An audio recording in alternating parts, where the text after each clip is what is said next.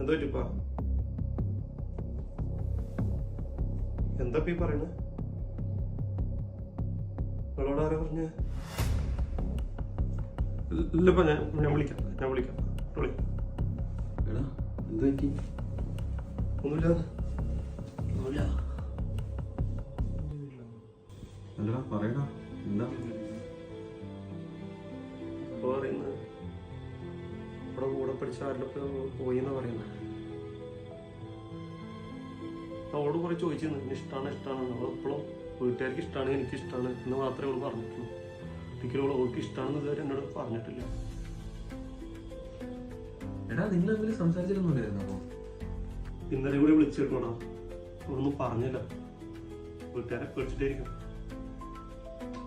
അവിടെ കുടുംബക്കാരും എല്ലാവരും എന്നെ കുറിച്ച് എന്റെ വീട്ടിലും നാട്ടിലൊക്കെ ഒരുപാട് അന്വേഷിച്ചിട്ടുണ്ട്. ഓളോടൊന്ന് ചോദിച്ചാൽ മതിയായിരുന്നു അവളുടെ മനസ്സിലെന്താണെന്ന്. എടാ മറ്റേ അക്ഷയ് എന്തോ പറഞ്ഞതിൽ എന്തോ ആവശ്യമുണ്ടെന്ന്, ബർത്ത്ഡേ കുട്ടിയുടെ എന്തോ പറഞ്ഞിരുന്നു. അത് അവനെ തന്നെ കൊടുത്തത്.